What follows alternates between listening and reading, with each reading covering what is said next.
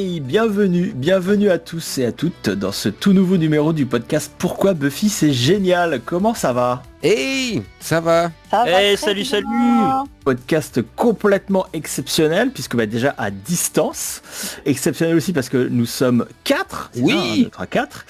Donc il y a donc Riley est là. Comment ça va Riley ? Coucou, ça va très bien. Très content de faire ce podcast improvisé. En plus en live, il y a déjà plein de monde, c'est génial. Il y a Mallory aussi qui est avec nous. Moi je suis trop contente pareil de faire un podcast improvisé qui change un peu du format habituel, donc trop cool. Et on a aussi Big M. Comment ça va Big M ? Bonjour, bonsoir.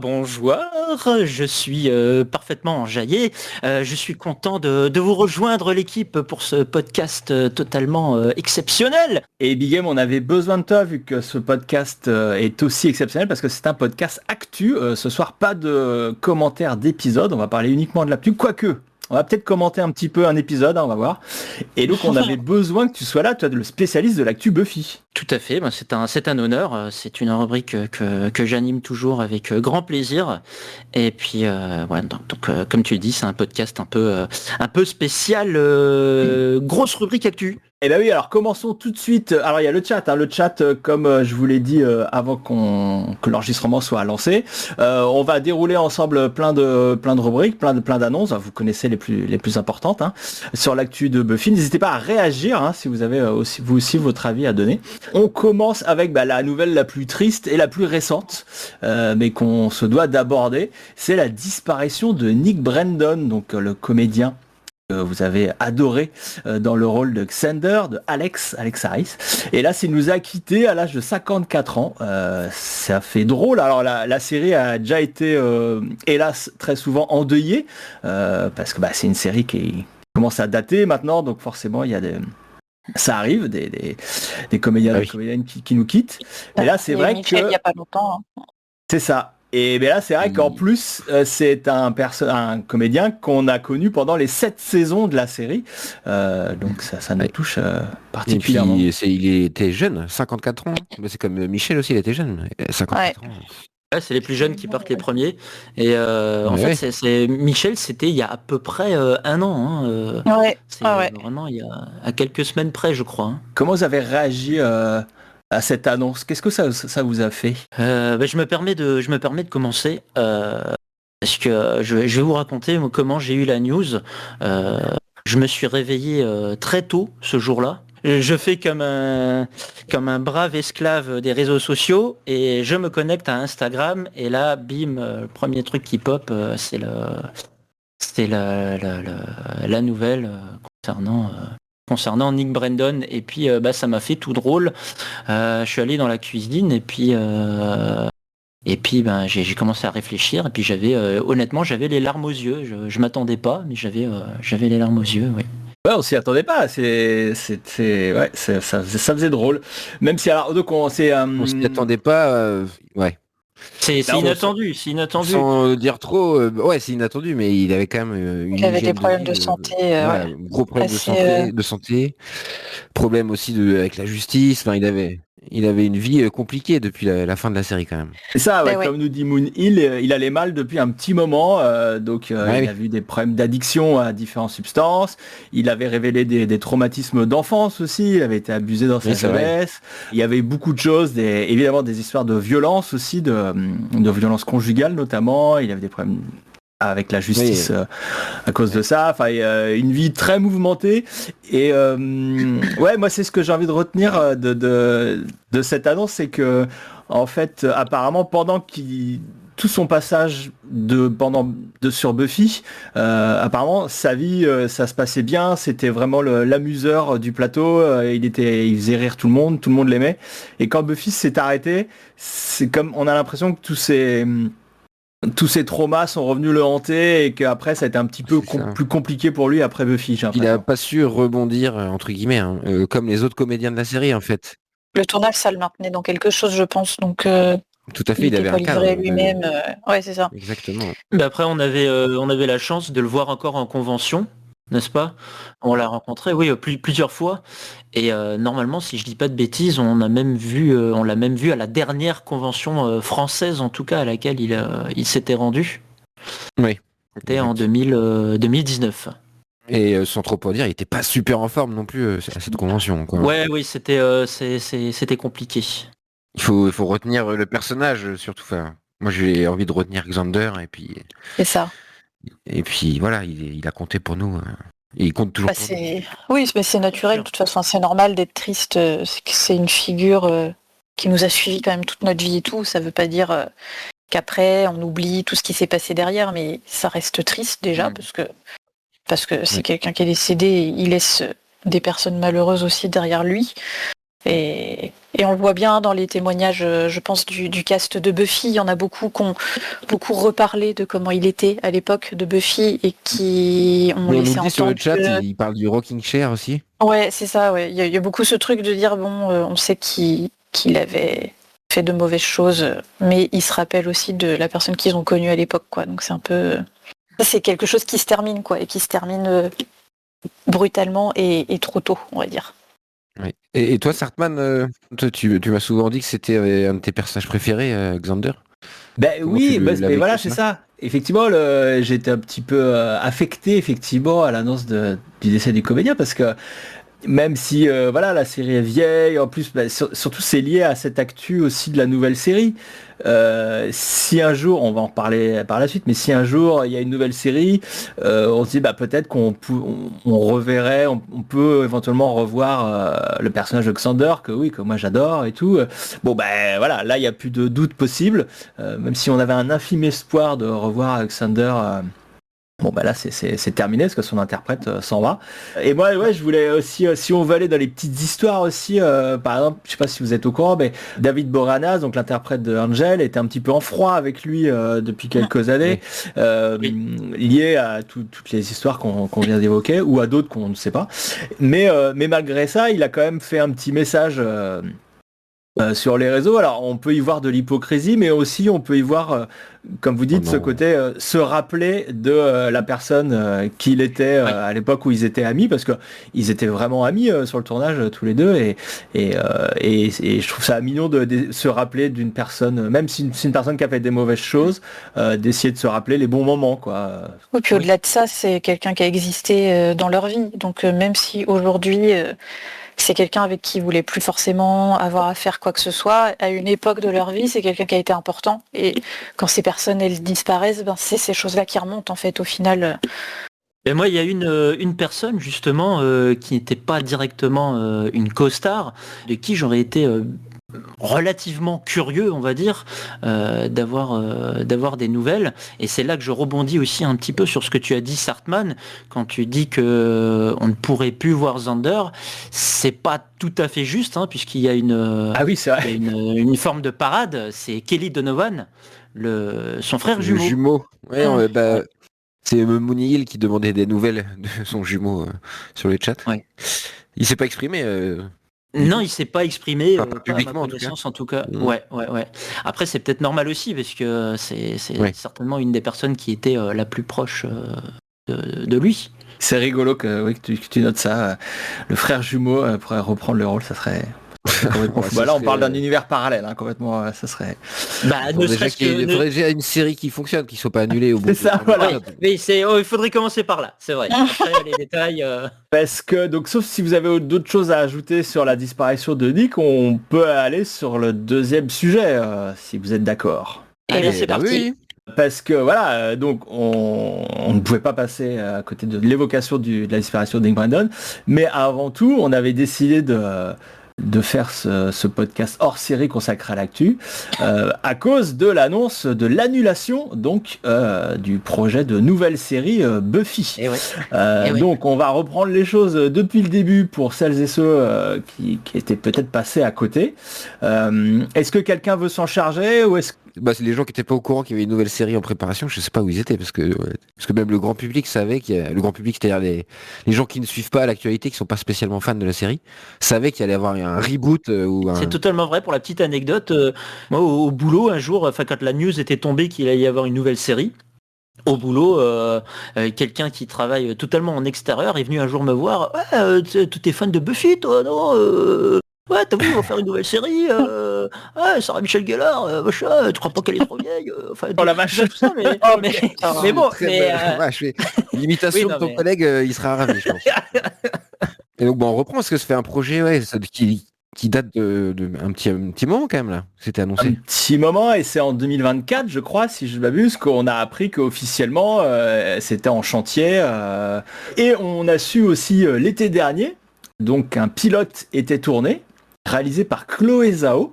Chloé Zhao, qui vous nous en parlez, c'est une réalisatrice oscarisée, pardon, c'est pas n'importe qui. Hein. Et récemment oscarisé, tout à fait. Chloé Zhao, donc Ouais. c'est une réalisatrice plutôt même carrément de films d'auteur en fait, depuis les années 2010, il me semble. Elle a fait 4 ou 5 longs métrages et elle a gagné un Oscar pour son dernier film Hamnet, donc qui parle de la vie de Shakespeare, la vie fantasmée de Shakespeare. Je crois que c'est pas vraiment inspiré de sa vie réelle. Et elle était aussi sortie du film d'auteur parce que c'est là qu'elle était vraiment, son nom a tourné à Hollywood pour un film Marvel, figurez-vous, Les Éternels, qui est donc adapté des personnages Marvel assez obscurs, plutôt en tout cas qui n'étaient pas aussi connus que Spider-Man et les autres évidemment. Et film qui avait fait débat aussi déjà à l'époque parmi les fans de Marvel parce que ça sortait des codes un peu mis en place par les différents films Marvel. Il y avait ce côté autorisant un peu avec beaucoup de contemplatifs, ce genre de choses, de plans contemplatifs, ce qui n'a pas plu à tout le monde. Je crois que Big Game, toi tu l'as vu aussi, Les Éternels? Je ne sais plus. Quoi? Pardon, je me suis endormi. Voilà. Voilà, T'as dû dire quelque chose qui m'a endormi. Je suis désolé. Non, mais c'est Pardon? intéressant Big Game parce que toi tu n'aimes pas la réalisatrice Chloé Zhao, c'est ça? Ils sont endormis encore. C'est incroyable. C'est rendormi. Ah pardon, non, ça doit être le nom. Non, effectivement, j'aime pas ce que fait Chloé Zhao. Alors moi j'ai vu Les Éternels et j'ai trouvé ça d'un mauvais. Honnêtement, c'est le film le plus mauvais que j'ai vu de toute ma vie. Ah ouais. Les Éternels. Ouais, oui. Moi je me suis endormi devant. Hein. Vraiment, je me suis endormi. Ouais, c'est un film un peu particulier. Moi j'ai trouvé qu'il y a des trucs intéressants, mais c'est vrai que mais cela dit, c'est quand même une On m'avait pas réalisatrice dire nul. réputée. Hein. Non, c'est pas nul, pas du tout. Ouais. Enfin, moi j'ai pas trouvé ça nul. Alors, Qu'est-ce qui est pas nul? Les Éternels? Oui. On va pas passer à 1000 ans sur les éternels, les gars, si. Ouais, s'il vous plaît. On va pas passer une éternité sur le sujet. Hein. Non, parce Éternellement. c'était une réalisatrice. C'est une réalisatrice quand même oscarisée, comme on l'a dit. Elle a gagné des prix importants. Je crois qu'elle a gagné à Venise ou Berlin, hein, à Venise, pour son film Nomadland. Elle a quand même la cote, Oscar, entre guillemets, des Oscars aussi pour des pour Oscars Nomadland. aussi. Elle a la cote à Hollywood, donc c'est pas non plus déconnant qu'on vienne la chercher pour une nouvelle série attendue. Et voilà, et surtout elle est fan de Buffy, donc elle était ravie d'être sur le projet. Donc autour de ce projet, donc il y avait également les sœurs Zuckerman, Nora et Lila à l'écriture. Moi je connais pas trop leur carrière, mais j'ai lu donc qu'elles ont bossé sur Agent of Shield, donc pour rester un petit peu dans la famille, dans l'univers Whedon. Également il y avait donc Sarah Michelle Gellar. C'était ça aussi la grosse nouveauté par rapport à toutes les rumeurs de nouvelles séries qui avaient circulé depuis des années. Là, Sarah annonçait qu'elle était dans l'équipe, qu'elle reprendrait son rôle de Buffy, et surtout qu'elle était productrice. Donc, Donc, elle y croyait vraiment à ce projet. C'est ça. Et donc on a ce quatuor qui se lance dans l'élaboration d'une série, et comme je disais, qui tourne un pilote cet été. Des images, même fuites. Hein. Vous aviez vu ces images de tournage? Yes. Ouais. Dans sa belle tenue rose fuchsia. Mais en tout cas, ouais, on voyait plein d'images. Je suis pas sûr que ils avaient annoncé ça comme des fuites, mais j'ai l'impression que c'était un peu fake. Enfin, genre, c'était volontaire de la production de laisser sortir des images, je trouve. Je sais pas si c'était vraiment des figurants. Ouais, si c'était des figurants qui volaient des images comme ça, j'ai l'impression que c'était un peu mis en scène pour faire de la com, hein, tout simplement. Ça sert toujours les projets en vrai. Hein. Les photos qui fuitent, ça fait monter la hype. Surtout sur des projets aussi, parce que tout le monde se demandait en tout cas à quoi ça va ressembler cette nouvelle série. Quoi. Et donc il y a quelques mois, je crois, on nous avait parlé d'une sortie en 2026. On disait la série sortira en 2026. Donc ça c'était fin 2025, on nous dit ça. Et après il y avait eu d'autres rumeurs au début de l'année 2026, donc qui disaient ah bah non finalement ce sera en 2 fois, il y aurait 2 saisons, ça serait fin 2026. Voilà. 2027 même, ça a annoncé à un moment donné. Ah oui, il y a eu du 2027. Repousser le projet. Ah bah là c'était fixé pour premier trimestre 2027. Alors ça m'aurait pas étonné qu'ils fixaient ça genre pour le 10 mars 2027. En hommage à la première saison, tu veux dire? Ouais. Bah c'est le Buffy Day quoi, hein. C'est le premier Ouais. épisode était 10 mars 1997. Qui faisait déjà très longtemps après un pilote tourné, je le rappelle, en été 2025. Donc tu sentais que sur ces projets-là, plus le temps passe, moins c'est bon signe en fait. Bah ouais, c'est ça déjà. Les gens sont pas d'accord. Tu sentais des signes que ça allait, ça partait un peu en sucette évidemment. Et donc coup de tonnerre, il y a 2 semaines, hein, j'ai même plus la date en tête. Ouais, à peu près, ouais. Sarah Michelle Gellar elle-même publie une vidéo sur ses réseaux sociaux dans laquelle elle annonce que Hulu annule la nouvelle série. Elle donne sans trop donner de détails. On aura les détails après. Est-ce que vous vous rappelez de cette vidéo? Comment vous avez réagi quand vous avez vu ça? Pour le coup, c'était un soir. Émilie était en train de faire à manger, voilà, pour tout vous dire. Je me souviens des détails. Et puis, oui, c'est marquant comme événement. Mais oui. Je sors le portable comme ça et puis je fais oh merde. Vraiment, c'était ma première réaction, c'est oh merde. Et puis elle me demande mais qu'est-ce qu'il y a? Je dis ouais, voilà, le nouveau pilote, il est annulé. Voilà, et ensuite j'ai regardé la vidéo de Sarah et puis ouais effectivement je me suis surpris à dire oh merde constatant que en fait j'avais vraiment envie de voir ça. Et ça Mallory, comment tu t'as senti toi aussi t'avais envie de le voir finalement cette nouvelle série, t'avais envie de la voir? Moi je pensais que j'avais pas spécialement envie de la voir jusqu'à ce qu'elle soit annulée et où je me suis rendu compte que j'étais vraiment déçue que c'était annulé. Voilà. Ouais, voilà, c'est un peu le ressenti que j'avais. Je suis d'accord. Parce que ça restait quand même tu vois, le fait qu'elle soit faite, je gardais le choix de la voir ou de pas la voir. Et si j'avais décidé que je voulais la voir, et ben je la regardais. Là, de savoir que ça se faisait pas du tout, j'ai quand même eu un petit pincement au cœur. Et c'est vrai que ça m'a fait de la peine aussi pour Sarah parce qu'elle avait l'air tellement déçue dans sa vidéo. Et ça avait l'air vraiment de l'affecter. Oui. Du coup, ouais, ça m'a vraiment fait de la peine.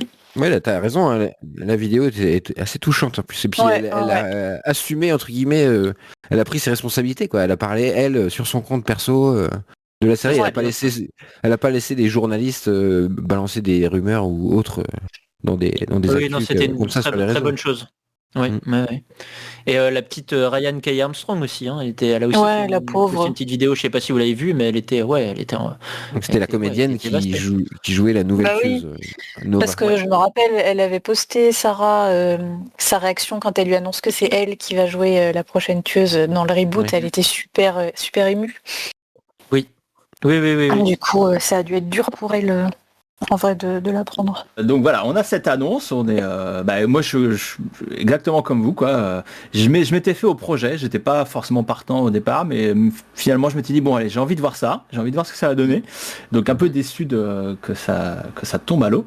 Et petit à petit, on a commencé à avoir d'autres informations qui ont sur pourquoi ça ne se fait pas. Il y a d'abord eu Sarah a donné une interview pour un site ou un magazine, je sais pas, qui s'appelle People, où là il y avait 2-3 infos sur notamment la rudesse de la manière dont ça s'est passé, parce que donc on la prévient, elle et Chloé Zhao, Sarah on la prévient alors qu'elle est en pleine promo d'un film avant qu'elle monte sur scène. Chloé Zhao est prévenue avant d'aller à la cérémonie des Oscars, donc voilà, le timing est ultra mal choisi, enfin vraiment fait pour très bâtard. Mettre les gens mal à l'aise quoi, tu vois. Ouais. Qu'est-ce qu'on a appris d'autre lors de cette interview c'est là aussi qu'on a appris l'existence d'un fameux exécutif qui n'était pas à fond sur le projet. Qui veut nous parler de ce monsieur? Donc apparemment c'était un gars qui donc producteur exécutif, hein. Il se vantait non seulement d'après les dires de Sarah en tout cas, qui se vantait non seulement de ne pas avoir vu la série, ou du moins pas en entier, peut-être quelques épisodes par-ci par-là, et surtout qui se vantait de dire que pratiquement qu'il aimait pas, quoi, que c'était pas son truc. Et moi c'est un truc qui me dépasse en fait.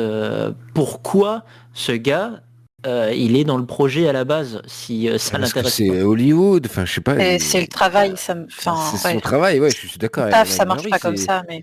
Ouais, et le gars, on lui dit, tu bosses pour telle chaîne, tu dois t'occuper de telle série. C'est pas pour autant qu'il va se faire l'effort d'aller regarder toute la série, Ouais. de se battre pour le projet. C'est pas Il y a obligatoire. il y a quand même une marge entre ne pas connaître la série et savoir la vendre et te vanter de ne pas l'avoir vue. C'est là aussi où il y a un flou. C'est est-ce qu'il l'a pas vu, mais ça l'empêche pas de bien faire son taf. Peu importe, tu vois, du moment qu'il fait bien son taf, ou est-ce que effectivement il l'a pas vu et il était plutôt en mode moi je l'ai pas vu, de toute façon votre série c'est de la merde et je suis bien content de pas l'avoir vu quoi. Et puis est-ce qu'il était là au début en 2024 là quand il balance le projet, ou est-ce que c'était déjà lui en poste qui a tout validé et puis qui fait marcher une arrière 2 ans après? Pas sûr en fait. Est-ce que la série Chloé Zhao et Sarah Michel Gellar, elles se sont fait valider la série par quelqu'un d'autre qui n'était plus présent? Ça marche beaucoup comme ça aussi les productions audiovisuelles. Il y a un turnover entre les producteurs, enfin tout le staff change beaucoup, donc c'est pas totalement de son fait à ce gars, je pense. C'est juste qu'il est un peu bouc émissaire là, mais C'est ça, parce que quand tu bosses dans une boîte de production, tu bosses pour une boîte, mais tu bosses sur les projets sur lesquels on te met. Il n'y a pas de t'es fan de tel projet, et ben on va te mettre sur tel projet. Non, tu bosses pour une boîte de production. Il y a le remake de la série Buffy, enfin le reboot, le remake, la suite de la série Buffy qui est en cours. Tu bosses dessus, que tu l'aies vu, que tu l'aies pas vu. Tout le monde s'en fout, c'est pas le sujet. Je suis quand même mitigé, hein, parce que moi je vois ça d'un point de vue commercial. Et je me dis voilà, moi je suis un grand patron, d'accord, et puis je vais mettre quelqu'un sur le coup pour vendre un nouveau projet, mais moi je vais mettre quelqu'un sur le coup qui est convaincu du produit, parce que sinon s'il l'est pas, il va pas bien faire son travail. sur le chat, il y a beaucoup de réactions autour de cette producteur exécutif, qui est Monil qui dit que c'est un mascu. Ouais, effectivement, il y a aussi ça dans l'article de Variety qui est mis en avant, que peut-être parce que tout simplement il aimait pas le projet, aussi parce que c'était un peu trop féministe, on met beaucoup de choses sur ce gars. Je sais pas s'il a parlé lui concrètement, est-ce qu'il s'est exprimé, ou c'est... Et c'est ça qui est fascinant, c'est qu'on connaît tous le message qui est derrière la série Buffy, et que la nouvelle série soit portée uniquement par des femmes et se fasse annuler au dernier moment par juste un seul gars. Le message est effrayant. Et tu dis, les séries comme Buffy, on en a encore besoin aujourd'hui plus que jamais, parce qu'il se passe des choses comme ça. Après, effectivement, il y a plein de détails qu'on connaît pas. Oui, le vrai responsable, c'est la chaîne en réalité. Hein. C'est Hulu qui dit oui à un projet, et puis quand elle le voit, dit non. C'est pas le producteur exécutif qui va pouvoir dire on annule cette série après. Hein. Il y a Canis qui dit qu'il balance le pilote, qu'on constate la hype et qu'il relance le show. Ouais, on aimerait bien voir. On aimerait bien voir le pilote, c'est clair. Même si, alors attendez, parce que Sarah, elle s'est exprimée là-dessus. Donc là, bientôt, on va parler aussi du script qui a fuité. Mais ça, le script et le pilote, selon elle, elle veut pas que les fans voient ou lisent tout ça, parce que selon elle, un pilote, c'est un outil. Elle lui dit, c'est un outil de travail. Un pilote n'est jamais parfait. Et là, elle se réfère au premier pilote de la première série Buffy, le fameux Unaired pilote. Qu'on a commenté d'ailleurs. Qu'on a commenté, qui est disponible partout, et effectivement, qui avait plein de petites différences par rapport au vrai premier épisode de la série. Donc, selon Sarah, là, c'est pas du tout bien ce qu'on va faire, parce que selon Sarah, il ne faut pas voir ce pilote et il ne faut pas en parler. Mais nous, on aime tellement la série qu'on peut pas s'en empêcher. On veut voir les choses. Pardon de faire l'avocat du diable, mais s'il était vraiment bien ce pilote, pourquoi Sarah, elle dirait pas, mais il faut absolument que vous le voyez, que tout le monde le voit. Parce qu'elle veut pas que les gens se fassent une opinion sur un produit qui est pas vraiment fini. Je peux comprendre, parce que après, tu sais, les pilotes, tout le monde a pas conscience. Nous, on en a peut-être conscience parce qu'on est aussi issus de l'audiovisuel, mais il y a plein de gens qui peuvent voir un pilote et penser que c'est ça qui allait être diffusé à la télé et dire ah oui, c'était vraiment nul. Tu vois, donc je pense qu'elle veut aussi protéger ce truc de se dire bon, je préfère que ça fuite pas et que les gens se fassent pas un avis définitif sur ce que ça aurait été, alors que ça aurait probablement été très différent de ça. Il y a sûrement aussi qu'elles ont encore l'espoir de, comme elle dit dans son message d'ailleurs sur Instagram, de relancer la série ailleurs, et donc peut-être effectivement par contrat ou autre, elles n'ont pas le droit de montrer les images tout simplement. C'est très bien son discours de ça, c'était pas fini, il faut pas le voir, tout ça. Moi, je pense que t'embauches pas une réalisatrice oscarisée pour faire un truc pas terrible, quoi. Enfin, tu veux c'est clair. Tout mettre dans ton pilote. Je vois les choses Oui, ça je suis comme ça, d'accord. mais je me trompe peut-être. Mais alors, où est-ce qu'on en est? Donc là, ah oui, voilà. On apprend aussi dans les détails sur l'annulation, parce que donc comme on le dit, on ne sait pas exactement. Je pense pas que tout le monde est blanc ou noir dans cette histoire, parce que en fait, si ça a duré aussi longtemps, c'est qu'il y a eu des débats entre les créateurs et créatrices de cette série, donc surtout les créatrices. Il y a dû avoir des débats entre les créatrices et la chaîne, comme il y a des débats dans un autre domaine d'entrepreneuriat en fait. Quand tu as un client, donc le client c'est la chaîne, et un producteur ou un artisan qui fait un produit, et ben il y a des débats sur combien ça va coûter, qu'est-ce que je lui mets dans le produit, ah ben non c'est déjà j'ai pas envie, enfin voilà. Là faut pas oublier que la chaîne est le client. C'est la chaîne qui paye, donc la chaîne négocie avec l'artisan ce qu'elle va acheter. Et donc on imagine que ça n'a pas marché. On a eu donc parmi les infos qu'on a eues, on a appris que Hulu donc avait vu le pilote et n'était pas complètement satisfait, il voulait aussi des réécritures. Parmi les réflexions qu'il y avait, c'est donner plus de place au personnage de Buffy, parce qu'on va en parler, mais parce que dans le script qui a fuité, donc qui n'est pas forcément le script qui a été tourné cet été, mais c'est la seule base qu'on a, mais qui doit y ressembler, parce que le truc de Vampire Weekend, tout ça, c'était déjà dans le script qui a fuité, et c'est sur les images qui ont fuité cet été, donc le pilote tournait autour de ce concept de Vampire Weekend. Oui, dans l'ensemble, il y a la tramier. Voilà, c'est ça. Donc Hulu voulait qu'il y ait plus de place donnée au personnage de Buffy, alors qu'effectivement, d'après ce qu'on sait, ce qui avait été décidé dans un premier temps, c'est de l'avoir uniquement à la fin. La chaîne aussi voulait plus que la série soit plus mature, un peu moins... il jugeait la série trop jeune, enfin le projet trop jeune, parce qu'effectivement il était centré sur des personnages... sur des lycéens pourtant, mais sur des lycéens très jeunes. Et puis c'est vrai que l'actrice principale... Le casting, qui a été choisie... Même l'ensemble du casting est très jeune. Ouais, pour le coup, j'avais même pas vu les autres, mais oui, pourtant ils ont l'âge que devrait avoir leur personnage, mais par rapport aux séries des années 90 où tu castais des personnes de 20-25 ans pour jouer des ados, et ben là, ça marche pas exactement pareil. Ils ont l'air plus jeunes. Donc, Hulu demandait aussi un vieillissement un petit peu, plus de maturité au niveau du casting, au moins des personnages, quoi, des enjeux, quoi. Et donc, on passe au scénario alors. Et ben, je pense qu'il faut passer au scénario. Parce qu'il y a un scénario qui a leaké sur les internets. Sûrement les gens sur le chat l'ont déjà tous lu. Et nous l'avons lu dans son intégralité. Donc oui, il faut le préciser, c'est pas le scénario, a priori, du pilote qui a été donné à la chaîne.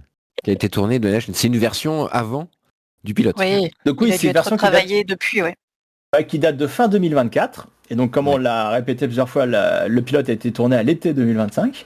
Mais comme j'ai dit, comme de ce qui a fuité, les quelques images qui ont fuité correspondent à ce qu'on lit dans le scénario, on peut imaginer que le scénario a juste été remanié avant le tournage, mais n'a pas été totalement modifié. Évidemment. Tout à fait. Donc on vous propose, le chat, si ça vous dit, qu'on vous déroule scène par scène, peut-être pas scène par scène, mais au moins acte par acte. Ça va être long.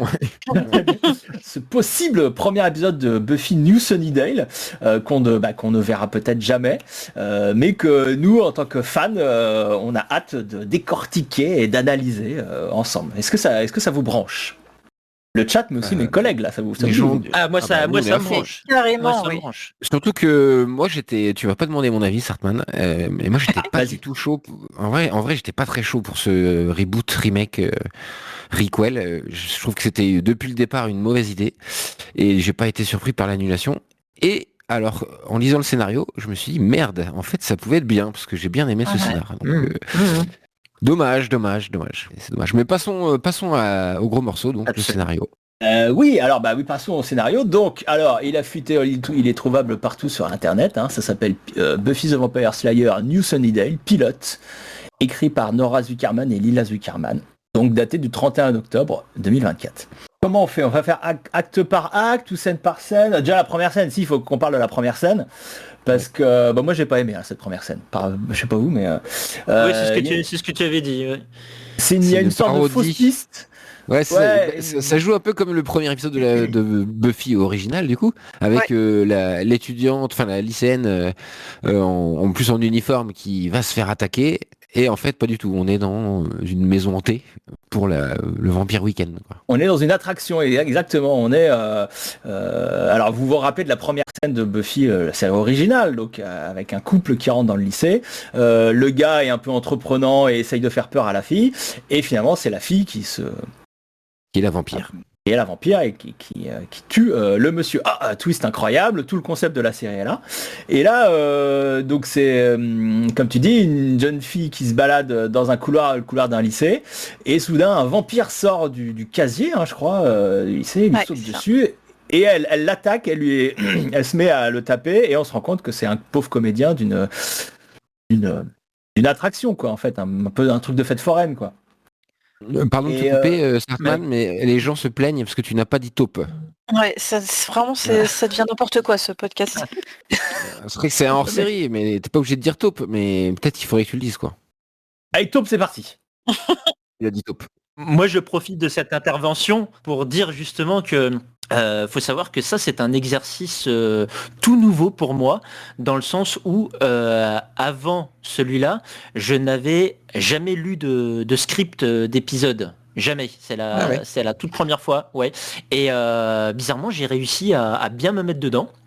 Et alors peut-être aussi le fait qu'on avait des visages déjà par rapport au cast annoncé, ça m'a permis vraiment de visualiser un petit peu l'épisode dans ma tête. C'est marrant, je suis allé chercher justement sur IMDb les visages en lisant pour faire une idée. Parce que j'avais que en tête le personnage principal, mais... Oui, Ryan Keir Armstrong, je la voyais vraiment bien du coup dans le rôle. Ouais. Pour moi, ça marchait. Et pour moi, cette première scène marche. C'est quoi, toi, Sartman qu'est-ce que t'as pas aimé vraiment problème? Alors, je vais être à la fois d'accord et pas d'accord avec toi, en fait. Oh, merde, le Normand. Oui, elle marche, mais en fait, et ça va être aussi mon avis sur tout le reste de l'épisode, c'est que ça va pas dans la direction que je souhaite. En fait, ça devient du méta Buffy, en fait. Ouais. Ça va être le cas pendant tout. Et voilà, et effectivement, elle marche parce qu'elle donne aussi une direction à la série. Elle donne un concept. Et sauf que moi, le concept, je le déteste. Je suis contre cette. Puisque c'est une mode, c'est quelque chose qu'on voit tout le temps maintenant. Et c'est trop facile. Je trouve que c'est feignant. Et c'est trop c'est faire du fan service. Pour moi, c'est profiter de quelque chose qui existe déjà et de le remâcher. Et là où j'entends, c'est du méta Buffy, c'est-à-dire on va essayer de projeter des personnages dans l'univers de Buffy, où ils connaissent Buffy, connaissent les codes. Série qui parle elle-même de son propre contenu, quoi. Enfin, ils connaissent pas Buffy. Enfin, c'est pas exactement pareil, mais oui. Si, Buffy est un mythe. C'est la phrase existe dans le scénario. Buffy est un mythe. Ils veulent pas l'imiter. Justement, les gens n'y croient pas. C'est pas par rapport aux gens à l'intérieur, c'est par rapport à ce que ça renvoie de la série, de tous les discours méta qu'il y a notamment dans tous les cinématiques univers où chaque Marvel se cite les uns les autres pour faire du. Moi, je trouve qu'elle fonctionne. La première scène aussi, je l'ai bien aimée, mais je vois ce que tu veux dire. Par contre. Sartman là-dessus où oui on passe son temps à nous dire, vous vous rappelez, il y a Buffy qui a existé là avant eux, il y avait les personnages qu'on connaissait déjà, quoi. Après, qu'est-ce qu'ils en auraient fait? Peut-être qu'ils auraient pris le contre-pied de ça dans la série, peut-être que ça ils l'auraient fait pour le pilote et que petit à petit ils se seraient émancipés de ce truc-là aussi. Enfin, tu vois, on sait pas non plus. Ouais, il y a tout un discours méta comme tu dis, mais qui moi il m'a fait penser à Scream 2, oui, qui est plutôt bien fait dans le genre. Et là je trouve qu'il y a plein de trucs qui fonctionnent un peu pareil. Et du coup, je suis d'accord. C'était déçu, Sartman, parce que moi, au contraire, il y a beaucoup de fanservice, je suis d'accord avec toi. Mais je trouvais que c'était plutôt malin dans l'ensemble. C'était pas amené au forceps. Sauf excepté la première scène qui m'a pas plu non plus, effectivement. En faisant ça, on n'est jamais très loin de la parodie pour moi. À trop citer, à trop référencer les choses à des personnages ou des lieux ou des événements que le spectateur connaît, tu peux facilement tomber dans la parodie. Et Buffy, c'est pas... la substantifique moelle de Buffy, c'est que c'est pas une parodie. Buffy, c'est du sérieux, quoi. Ouais, mais Buffy, c'était déjà une parodie quand même un peu, Buffy à la base, d'un trope qu'on existait. C'est juste qu'il n'a pas été traité de manière parodique. Mais c'est un trope quand même qui a été détourné. C'est pour ça que ce que dit Riley au sujet de Scream, c'est plutôt pertinent, je trouve, parce que Scream, c'est du génie et c'est un chef-d'œuvre, et pourtant ça part d'une parodie. Enfin, et pourtant c'est pas une parodie. Genre Scary Movie c'est une parodie, Scream c'est pas une parodie, et pourtant Scream c'est très parodique aussi. Tu vois, donc il y a une manière de faire de la parodie qui est certes, Buffy c'est pas une parodie, mais ça reprend quand même des tas de tropes qu'on connaît déjà tous pour les détourner de manière intelligente, tu vois. Alors moi j'entends tout ce que vous dites et ouais je peux le comprendre, mais j'aimerais rebondir sur un terme qui a été utilisé maintenant 2 fois, une fois par toi Riley, une fois par toi Sartman, et que je vois beaucoup, c'est le terme de fan service.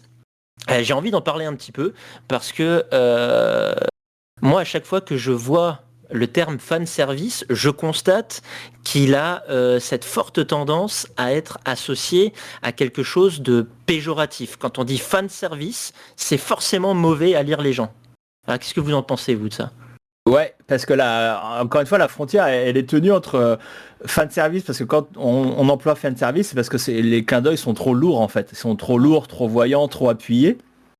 Et par contre, ce qui peut plaire, moi, parce que moi aussi je suis fan de plein de franchises, de plein de choses, ce qui peut me plaire, c'est quand le clin d'œil à une œuvre existante ou à un passé ou un autre volet d'une franchise, quand ce clin d'œil est beaucoup plus subtil en fait. Ça j'adore, ça je suis client à fond, quand c'est juste un cadrage, quand c'est une posture, quand c'est un détail dans le cadre, j'adore ça. Il y a une différence entre fan service et référence, quoi.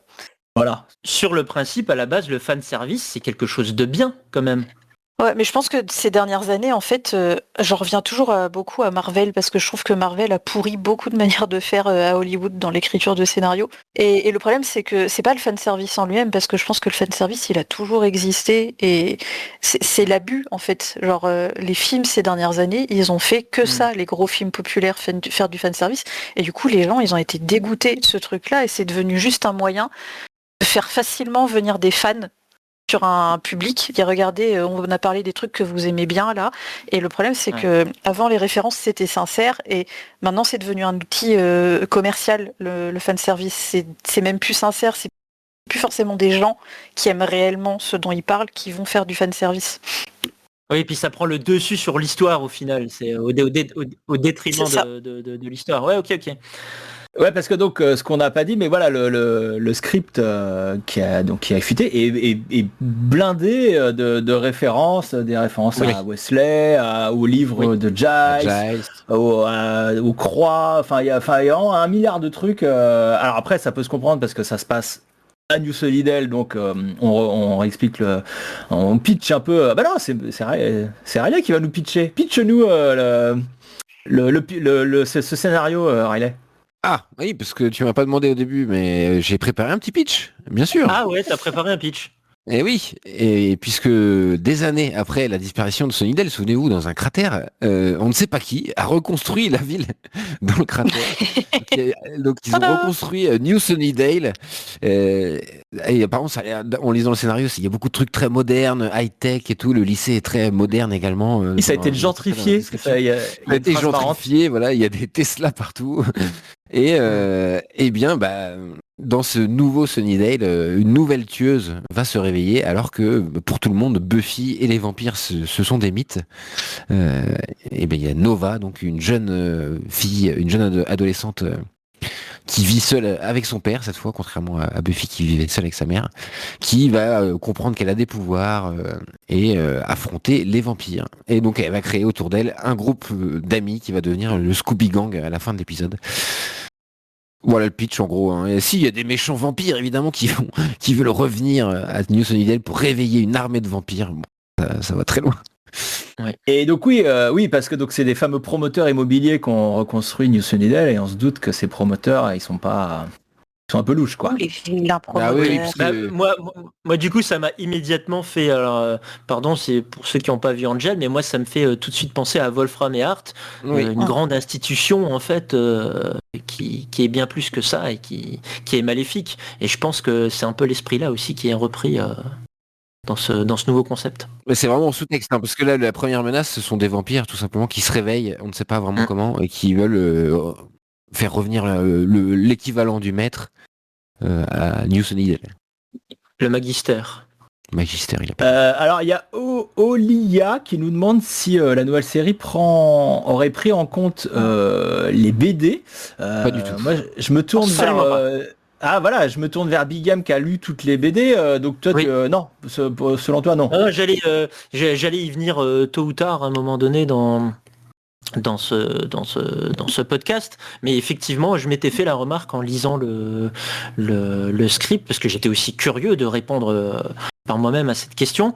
Les comics, non, les bandes dessinées ne sont absolument pas prises en compte au point où en fait on est, si vous voulez, on bifurque sur une timeline totalement parallèle.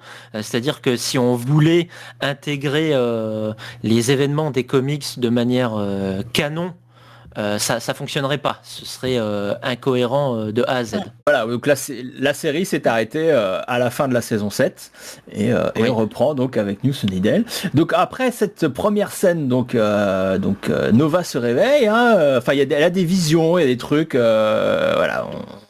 Et comme tu l'as dit, Riley, comme Buffy à l'époque. Exactement. Des trucs d'élus, il y a quoi. Vraiment un gros parallèle qui est fait entre elle et Buffy, complètement. Mais elle a pas l'air d'être au courant de ses pouvoirs. Ça, c'est contrairement à Buffy qui savait qu'elle était tueuse. Nova ne le sait pas. Elle va au lycée, tranquille. Elle rencontre un premier personnage qui va s'avérer être membre de son Scooby Gang. J'ai l'impression, c'est Hugo. Hugo, je l'ai vu. Je l'ai vu comme un mix, je trouvais ça malin, ils ont mixé quand même deux personnages opposés. Willow et Xander. Ouais. Non, j'ai trouvé qu'ils avaient mixé Cordelia et Xander, moi. Non, je l'avais pas trouvé. Oui, avec son truc de vouloir être populaire. Ouais, je sais pas, moi je pense à Xander, il a envie d'être populaire aussi à ce moment-là. Ouais, mais pas de la même manière. Moi, c'est-à-dire que comme toi, Sartman, j'y voyais le mélange de deux personnages, Xander, mais je m'interrogeais en fait, qui est le deuxième personnage qu'ils ont mis là-dedans, parce que j'arrivais pas tout à fait à le palper, tu vois, mais je sentais qu'il y avait quelque chose, mais je savais pas mettre le doigt dessus. Pour moi c'est Cordelia, parce que plein de fric, il veut tout acheter avec son argent, son obsession dans la vie c'est être populaire, mais en même temps c'est un énorme geek, et loser, parce qu'il est moqué par les autres, mecs du lycée, il arrive. Sauf quand il dit des trucs de beauf. C'est ça. Ouais, c'est vrai. Là, on aime bien, là. On peut juste arrêter aussi un peu vite, mais je trouve que la présentation de Nova, au-delà des visions, Nova qui nous est présentée comme la future nouvelle tueuse, est totalement différente de Buffy aussi. Ça, je trouve que c'est plutôt malin d'avoir fait ça comme ça. Elle est introvertie, elle est plongée dans ses livres. Elle est un peu à l'ancienne, entre guillemets. Shakespeare, elle est fan de Shakespeare. Elle est fan de Shakespeare. Enfin, c'est vraiment, elle est présentée pas du tout comme Buffy. Et à tel point, elle, pour le coup, c'est son père qui l'élève et pas sa mère. Et elle a beaucoup déménagé. Elle n'a pas de passif comme Buffy pouvait avoir, criminel, entre guillemets. Ça a l'air d'être une gentille lycéenne, intello, qui fait pas de vagues, quoi. C'est malin de pas avoir fait de Buffy bis. On arrive à la fin de l'acte 1 et là il y a des vampires qui sortent d'un tas de sable, enfin d'un truc de sable de golf, si j'ai bien compris, c'est ça, Oui, c'est un bunker de golf. Oui, un bunker de golf, je cherchais le mot. Et il tue quelqu'un, je crois, non? Ouais, non, il tue une jeune femme, c'est ça. Stacy? Stacy d'ailleurs, c'est Stacy, j'ai noté. Et donc voilà, fin de l'acte 1, comme dans un bon épisode de Buffy, le méchant de la semaine est dévoilé. Voilà, on le sent. T'es sûr que c'est à la fin? Je suis pas sûr que ce soit la fin de l'acte 1. Moi justement, je trouvais que c'est arrivé un peu tard. Parce qu'à la fin de l'acte 1, il y a la construction, il y a un site de construction, parce qu'il y a tout aussi une intrigue parallèle avec la construction sur un site, la reconstruction de Sunnydale tout simplement. Et justement, en fait, la fin de l'acte 1, on découvre le cadavre de la fille qui s'est fait tuer au début, en fait, tout simplement. C'est ça. Et il y a un ancien qui dit, ça y est, c'est comme au bon vieux temps où ça y est, Sunnydale. It's just like all times. Donc voilà, une autre référence dont on se serait bien passé. Ça va, cette référence elle est pas trop poussive non plus, quoi. Ouais, c'est un peu rigolo, ouais. C'est marrant, c'est un petit clin d'œil, genre il était là. Moi je suis pas d'accord, parce qu'encore une fois ça te ramène à un vieux truc. Ça te ramène en arrière en fait, alors que là j'ai envie de voir de la nouveauté, j'ai envie de voir quelque chose j'ai envie d'être dans le maintenant, et là c'est fort parce que la fin de l'acte 1, effectivement je me suis trompé, la fin c'est cette scène où on découvre le cadavre et donc c'est important une fin d'acte 1 du premier épisode et ben là elle dit quoi, elle te ramène à ce que c'était avant. Je trouve ça un peu dommage. Mais dans un autre cadre. Et puis là, on nous présente déjà le maire aussi, le maire de New Sunnydale. On nous présente aussi Larkin qui est un personnage important. Bah ouais, te montrer que ça recommence en fait. C'est ça le truc. Oui. Le but c'est que ce soit raccord avec Buffy. Ouais, pour te dire ok, la série originale. C'est reparti. Et ben encore une fois, c'est là où moi moi j'aurais pas voulu voir ça en tant que spectateur. Hein. Effectivement, c'est très bien fait, ça fonctionne et tout. Mais moi, c'est pas ce que je veux voir. Moi, j'aurais voulu voir une nouvelle série, pas un copier-coller de Buffy en fait. C'est ça. C'est un copier pas bien collé quoi. En parlant de copier-coller, toute cette histoire en fait autour de la reconstruction, l'inauguration, le nouveau Scooby Gang, moi ça m'a étrangement beaucoup fait penser au premier épisode de la saison 7 avec le nouveau lycée, le nouveau proviseur, Dawn qui trouve des amis. Hein, ça fait et j'avais beaucoup cette vibe là en fait moi dans le script et j'ai presque eu l'impression que ils cherchaient à refaire cet épisode à leur sauce, peut-être en essayant de l'améliorer quoi, de le développer plus en tout cas. T'as totalement raison parce que c'était un épisode qui avait quand même un côté reboot de Buffy quoi, retour aux origines, on reprend avec Dawn qui est au lycée, tout ça. Dans l'acte 2, on va en apprendre un peu plus sur le personnage de Nova, parce qu'on voit elle rencontre une conseillère d'éducation pour son futur. On voit qu'elle veut une bourse pour aller étudier dans un prestigieux lycée ou à Cambridge, voilà c'est ça. Et on apprend donc que sa mère est morte, qu'elle est nulle en sport, qu'elle déménage. Je me permets d'intervenir. Moi la première fois je l'ai lu comme ça aussi, mais en fait moi je pense que sa mère n'est pas morte et d'ailleurs elle dit pas que sa mère elle laisse volontairement elle pose la question parce qu'elle est face à cette c'est quoi la conseillère de l'école. Sa mère c'est Buffy, ça se trouve. Moi je me suis dit ça en fait hein. Et si c'est pas Buffy je pense que c'est quelqu'un. Tu vois, c'est quelqu'un. Je pense que c'est quelqu'un. Enfin bon, c'est pas là où je veux en venir. C'est que elle parle avec cette conseillère d'école qui est quelqu'un de très direct et qui veut faire une espèce de publicité autour de cette nouvelle élève. Et qui dit voilà ce qui marche bien, c'est voilà si parce que c'est là qu'elle va parler de son kidnapping qu'elle avait quand elle était jeune. Elle dit ouais ça c'est intéressant, ça fait parler de toi, tu vois. Et ce qui serait bien en gros c'est que tiens tu vis seul avec ton père, donc ce qui serait bien c'est que ta mère, et c'est là que Nova l'interrompt et dit que ma mère soit décédée, point d'interrogation. Et du coup elle laisse planer le doute. Tu vois, la conseillère elle est marrante parce qu'elle dit ah oui ça c'est bien cette banger voilà, c'est carrément c'est banger pour les admissions alors moi je trouve justement qu'elle en fait trop, ça devient un peu trop grotesque, on est trop dans l'humour un peu c'est de la comédie je sais pas si c'est bien joué je suis pas sûr que ce soit si bête que ça mais le personnage est assez rigolo quoi. Moi, ce que je veux dire, c'est que non, la mère de Nova n'est pas morte. On ne sait pas ce qui est devenu sa mère. On le sait pas. Oui, c'est pas. Oui, t'as raison de noter la subtilité. Tout à fait.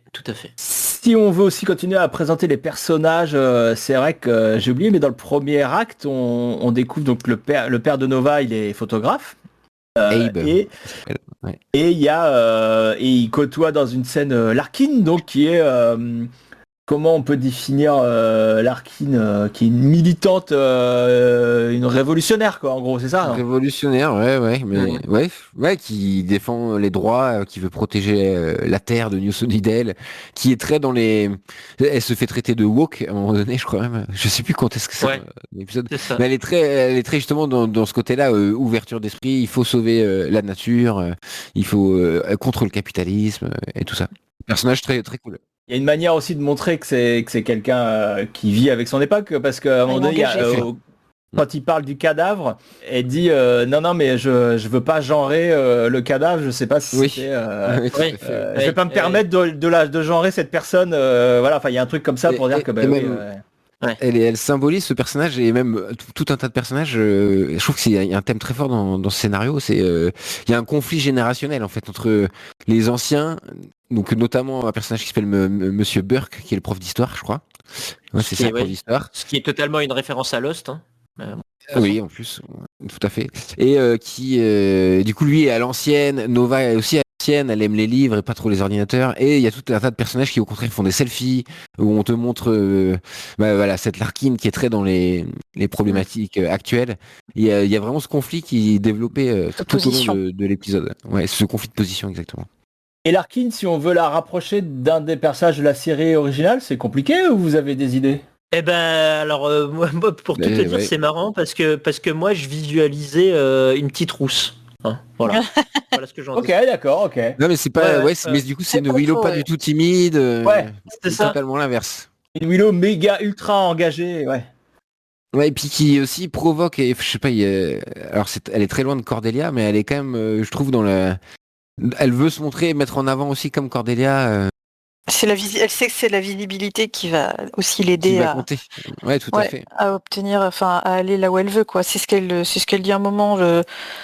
Faut que tu sois le changement que tu veux voir dans le monde. C'est beaucoup des discours qu'on voit chez les militants.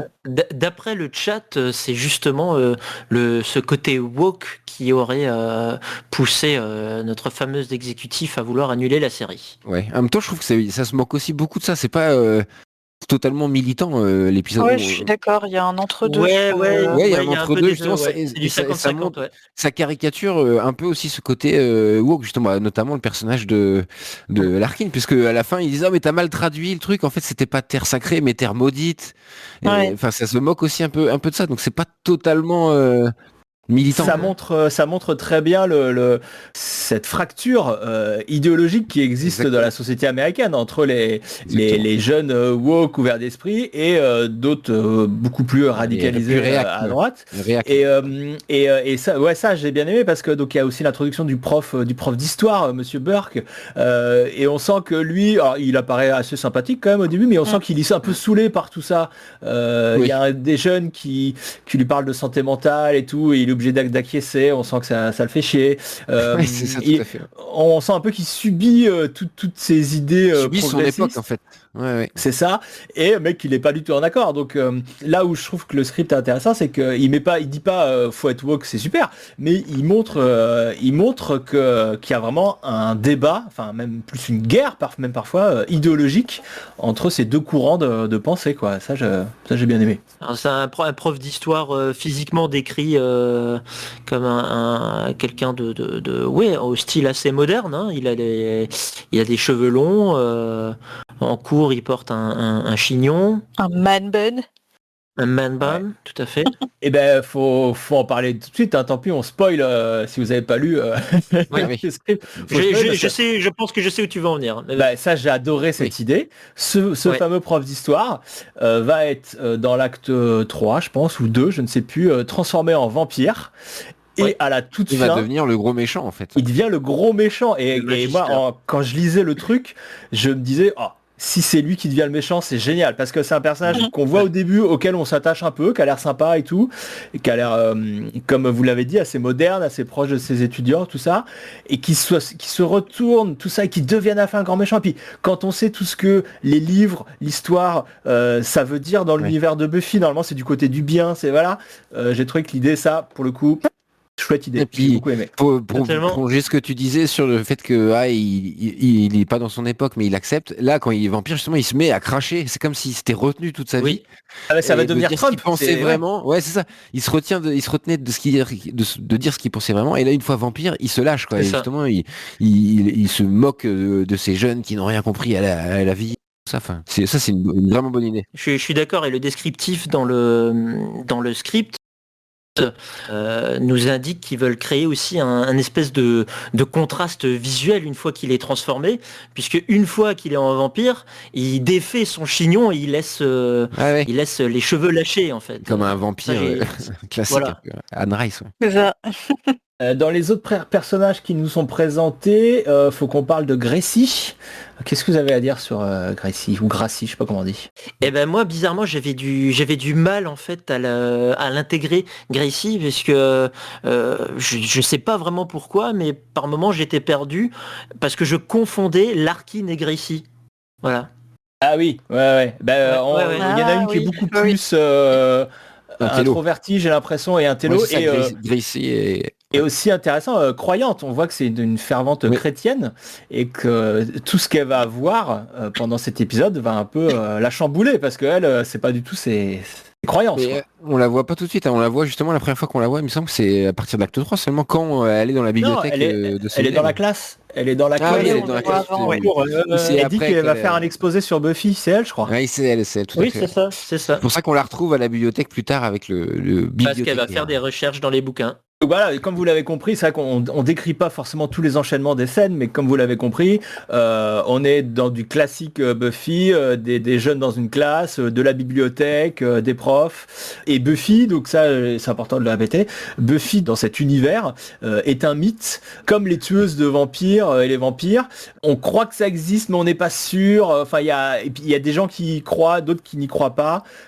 C'est un peu étrange, mais c'est un peu plus, en tout cas, c'est un peu plus palpable. Que dans l'univers de la série originale. Ça fait partie du mythe c'est devenu une sorte de pan du mythe vampirique, comme il y a des cosplays de vampires, il y a des cosplays de Slayer. C'est vraiment... oui, parce qu'il y a des gens qui ont connaissance des tueuses et tout, donc... Et là, c'est peut-être aussi une idée qui a été reprise de loin, hein, mais des comics, parce que là, je vais spoiler un petit peu les comics... de chez Dark Horse, qui était la continuité directe de la série, où il y a un moment donné, très rapidement, en fait, tout le monde, toute la Terre a connaissance des vampires, a connaissance de l'aspect mystique, et d'ailleurs beaucoup de vampires sont intégrés, des vampires et d'autres démons sont intégrés dans la société. Voilà.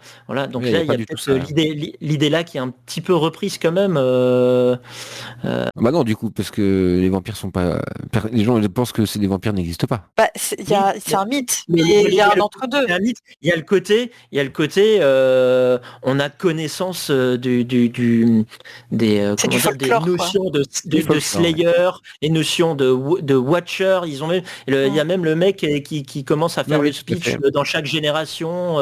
Ils ont connaissance de tout ça. C'est devenu entre guillemets public, même si ici c'est présenté comme un mythe. Voilà, c'est un truc de geek, tout à fait. Parce que c'est Hugo, c'est le personnage geek qui est le plus au fait, qui est le plus au courant de toute cette mythologie de la tueuse, et c'est le geek qui le sait. Donc c'est devenu un truc de niche. C'est intéressant en vrai comme manière d'apporter les choses, parce que on sait que les lycéens savaient quand même plus ou moins à l'époque de Buffy qu'elle était spéciale, qu'elle était là pour les protéger parce qu'il se passait des événements un peu bizarres, et on peut s'imaginer qu'avec le temps, les gens ont commencé à parler de ce qui s'est passé à Sunnydale, et que le nom de Buffy est devenu une légende petit à petit, de gens qui racontaient, c'est vrai que à cette époque, dans ce lycée, il y avait cette jeune fille qui venait en aide aux lycéens face à des événements un peu bizarres, et je trouve que c'est hyper intelligent en vrai comme manière d'amener le lore de Buffy dans un autre univers, dans une nouvelle série, quoi. Alors avançons un petit peu dans l'intrigue. Donc Nova, parce que la conseillère d'orientation a dit à Nova qu'elle faisait pas assez d'activités extrascolaires, elle n'était pas assez investie. Parce qu'il y a beaucoup ça aux États-Unis. Pour avoir un bon dossier scolaire, il faut aussi faire partie d'assauts, de trucs comme ça. Donc coup de bol. Pendant le Vampire Weekend, donc qui est cette fête autour du vampire, avec, comme on l'a dit, une sorte de fête foraine, clairement, avec des cosplays, des attractions, des trucs comme ça autour du thème du vampire. Presque une petite convention aussi. C'est ça, ouais. Oui, il y a un concours de cosplay à un moment donné, c'est quoi, génial. Un concours de cosplay de tueuses, c'est fascinant. Qu'est-ce que je voulais dire ? Oui, donc pendant ce Vampire Weekend, il y a une collecte de sang qui est organisée, et donc Nova se retrouve à aider à participer à cette collecte, donc pour améliorer son dossier scolaire. Là, donc elle est avec Monsieur Burke et avec un autre étudiant, je crois, je sais plus. Mais il se trouve que Monsieur Burke s'en va, et à un moment donné, elle perd trace de Monsieur Burke, et en même temps, elle a des flashs. Elle a des flashs de trucs truc pas bien qui pourrait se passer. Et elle sent que Monsieur Burke est en danger. Elle court à son secours et elle le trouve pas. Et à la place de Monsieur Burke, elle le trouve une mare de sang. Et donc elle s'inquiète pour Monsieur Burke. C'est bien ça. Hein. Ouais, la menace, il y a eu les 2 vampires, il y a eu un frère et on une en sait sœur plus sur les vampires, méchants. Nous, à ce moment-là, à ce moment-là, on sait déjà suivre. ce qui lui est arrivé à Monsieur Burke. Enfin, Oui, on voit dans les l'attaque grandes lignes. directement. On sait pas qu'il a été transformé, mais a priori, on sait qu'il a été mordu par ce duo de vampires qui sont frères, probablement jumeaux d'ailleurs. Ouais, Jack et Shirley. Ouais. Qui, alors ça c'est, encore une fois on te ramène à l'ancienne Buffy, qui apparemment ont été tués par Buffy. Oui, Ou ont été ensevelis par Buffy, quoi. Ils étaient peut-être dans les vampires qui étaient présents dans le dernier épisode de la saison 7, quoi. Ouais, parce que moi je l'ai pas pris comme ça, comme directement ensevelis ou tués par Buffy. En fait, ce sont des victimes entre guillemets de la fermeture de la bouche de l'enfer. Ils veulent se venger de Buffy, ils n'arrêtent pas de dire la tueuse, enfin ils disent pas Buffy, mais... de l'entité tueuse. Je pense que c'est par rapport à l'image de la tueuse, parce qu'à un moment, je me projette un peu là dans le scénario, mais quand Nova découvre ses pouvoirs, c'est face à un vampire qui va lui dire « J'attends de te tuer depuis 25 ans » ou un truc comme ça. Donc en fait, il projette sur elle ce que c'est qu'une tueuse, mais c'est pas elle directement. Et je pense que c'est la même chose avec ces 2 vampires-là. C'est pas forcément Buffy qui cite, c'est l'entité de la tueuse et ce qu'elle représente. Et c'est ça qu'ils veulent anéantir en fait. Surtout que suite à Buffy, la tueuse, ça représente plus exactement la même chose. Même s'ils précisent que ça fait 25 ans qu'ils attendent ce moment, qu'ils sont ensevelis depuis 25 ans, donc ça correspond à la fin de la série en réalité. Alors moi j'ai fait le calcul et en vrai non, il y a 21 ans. Donc, ils ont dû annuler l'épisode pour ça, je pense. Ouais, c'était une erreur de calcul en fait. Ouais, et puis d'ailleurs quand au moment où Nova se révèle être la tueuse, ils n'ont pas de problème en fait à vouloir, enfin je dis il, mais il n'y a plus que Shirley à ce moment-là, à se venger de l'entité de la tueuse, comme tu dis Mallory, en s'en prenant à Nova. Donc, de ce qu'elle représente, quoi. Et Nova qui en parallèle de ça développe petit à petit ses pouvoirs, parce qu'il y a une scène assez cool avec son love interest du coup qui est Carson, il me semble son prénom. Carson, elle le sauve. Il y a une flèche qui part dans la tête de ce gars et elle l'arrête à quelques centimètres de sa tête.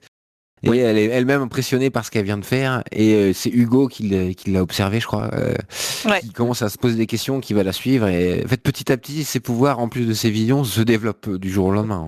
Comme Xander représentait un peu les spectateurs à l'époque, je trouve qu'Hugo représente un peu cette vision aussi du fan de Buffy qui découvre cette série et qui connaît déjà tout le lore et qui du coup va chercher un peu tous les signes de « Ah ok, ça je le connais, ça veut dire ça ».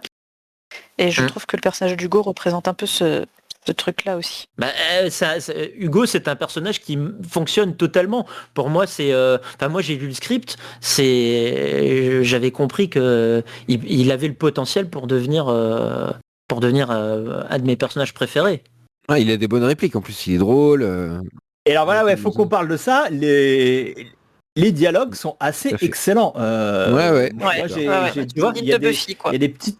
Ouais, il y a des bonnes formules, c'est très très malin, ça joue avec les mots, ça joue avec les formulations, c'est vraiment, ça joue avec la langue, et là, ça pour moi c'est vrai, le vrai esprit Buffy, il est bien respecté pour les dialogues en tout cas, ça on est à fond dedans. Je suis d'accord avec ça. La suite, oui, comme vous l'avez dit, on va directement à la bagarre, hein. Nova se retrouve nez à nez avec Jack, avec un vampire. Et elle arrive à le tuer. Elle se rend compte qu'elle sait faire des arts martiaux. Je connais le kung fu. D'ailleurs, il y a une blague sur ça aussi. I know kung fu. Et elle développe une super force, des super habilités. Et elle tue ce premier vampire. Avec la fameuse flèche, flèche qu'elle avait interceptée, sauver Carson. Un peu. Ouais, et puis Flush qui reviendra aussi à la fin de l'épisode. Ça va être son pieu à elle, quoi. Et donc ça c'est la fin de l'acte 3 qui se termine sur la phrase d'Hugo, You're a Slayer, tu es une tueuse. Il y a une phrase d'Hugo aussi à ce moment-là quand il ils se rendent compte que le prof du coup est devenu vampire. Hugo dit je suppose qu'il n'y aura pas d'examen lundi, il n'y aura pas de, de contrôle d'histoire lundi. Quoi. Ça c'est très Buffy. J'avoue que ça m'a fait rire. Ouais, il y a vraiment des bonnes répliques, ouais. Ça c'est chouette. Pendant ce temps-là, il y a notre ami Gracie qui s'est planqué dans la bibliothèque parce qu'il y a les vampires qui sont arrivés dans la bibliothèque pour faire des recherches sur un lieu juste sacré. Shirley du coup, il n'y a plus qu'une seule vampire maintenant. Ah oui, il n'y a plus que Shirley. Bah, et puis il y a Burke aussi du coup, enfin à la fin de la scène je crois. Et Burke, ouais. Bah, en fait, Burke va la rejoindre. Je ne sais pas encore à ce moment-là, mais oui.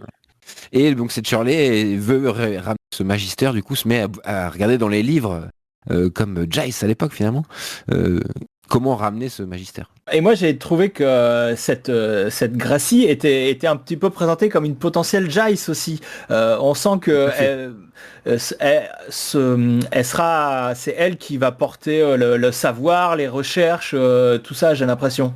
Et totalement, et puis même c'est dit à la fin, hein. Enfin c'est dit, il faut un Watcher, tu sais, dans une des dernières scènes de l'épisode. Oui, voilà. Une tueuse a toujours son Watcher, qui sait qui pourrait être le Watcher.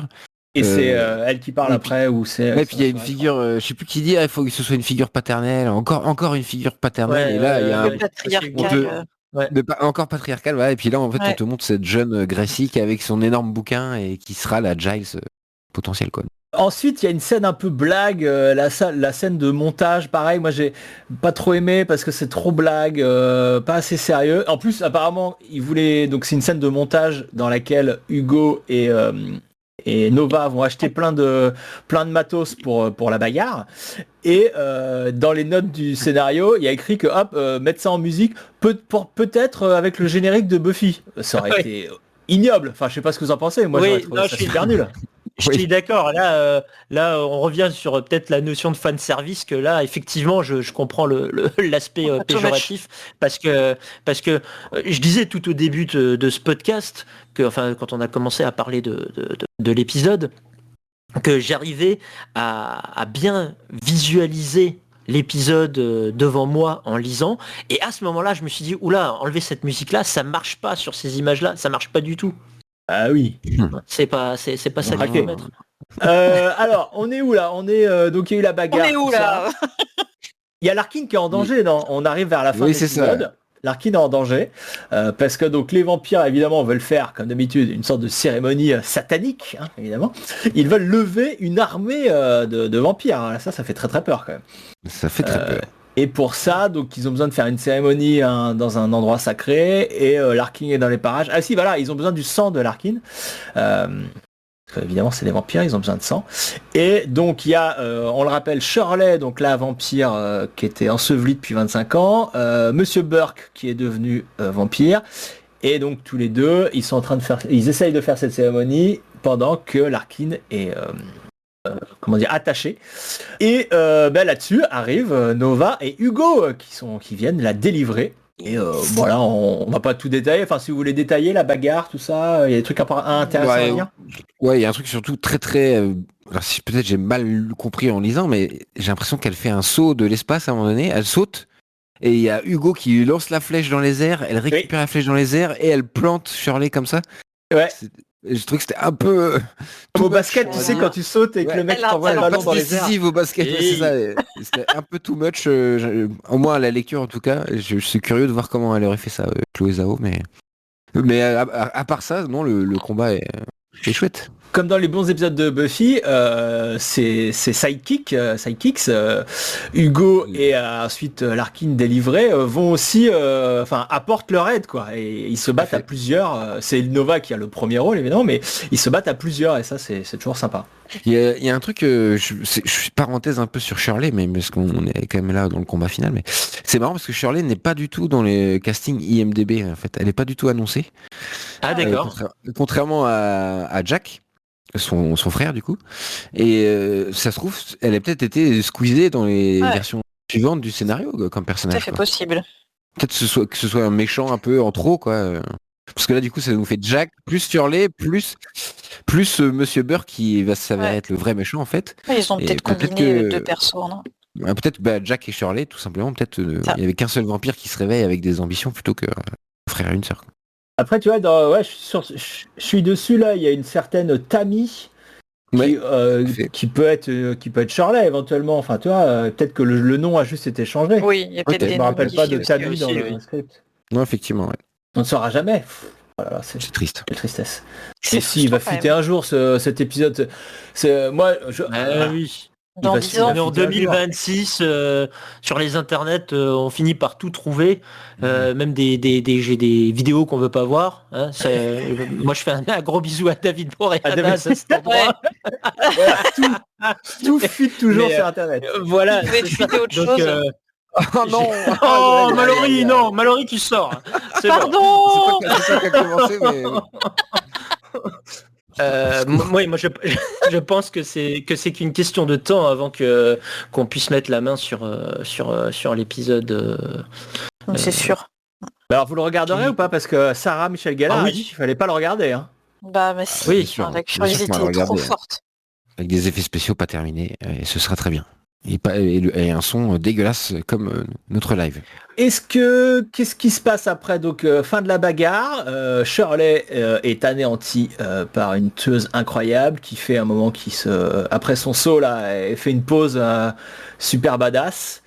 Je crois, voilà, une tueuse aînée quoi. D'ailleurs Hugo lui dit parce qu'il y a un échange entre les deux, alors c'est peut-être plus tôt, où elle dit non moi je suis pas Buffy, je veux pas être Buffy, et il dit mais t'es pas Buffy, tu es Nova la tueuse de vampire, comme ça quoi.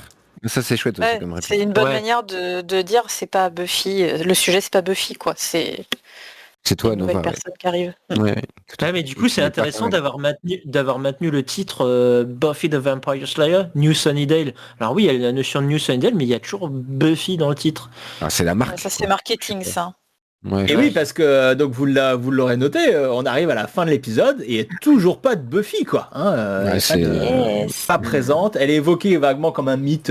On ne sait pas trop si elle existe ou pas. Voilà. Et alors je déroule là, mais après là, il y a la création du Scooby-Gang. En fait, il y a aussi on revoit Carson et Nova, donc ça développe un peu le love interest. On voit que Nova a craque pour ce gars. Mais c'est normal, Carson, c'est un mec qui fait du jogging à minuit. Il fait du jogging à minuit, torse nu. C'est précisé qu'il il est chelou. Évident, c'est lui-même, normal. Lui-même, c'est vraiment le Angel quoi, qui fait des trucs de nuit bizarres. C'est là que c'est écrit dans le script. Si vous êtes un fan de Buffy, vous aurez la ref de la première rencontre entre Buffy et Angel. Tout à fait. C'est ça, oui. Bon, c'est écrit. Ouais. Et on voit, il y a aussi la création du Scooby Gang entre guillemets où Nova rejette son rôle. Elle est dans le déni, comme dit Hugo, je crois, un peu plus tard. Oui, c'est Hugo et Larkin qui Hugo et Larkin, voilà. Enfin, il y en a un qui finit la phrase de l'autre.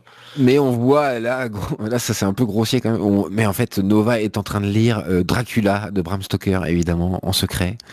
Donc peut-être qu'elle se prépare. Et après, retour de son père. Son père. Parce que Buffy dit des trucs en latin. Il y a une sorte de prophétie quand la prochaine lune. C'est marrant, t'as dit Buffy. Ouais, c'est vrai. Ah merde. C'est vrai. Marrant, c'est la Tu l'attends, hein. Elle te manque, hein. Bah oui, désolé, j'aime bien Nova, mais c'est pas Buffy, quoi. Non, ou alors à l'inverse. Non, moi je pense pas. Je pense que les scénaristes, les sœurs Zuckerman ont bien fait le job. C'est-à-dire que Nova, on y croit. On y croit en tant que tueuse. Le perso est super. Elle est bien campée. On y croit. Ça peut être une nouvelle Buffy.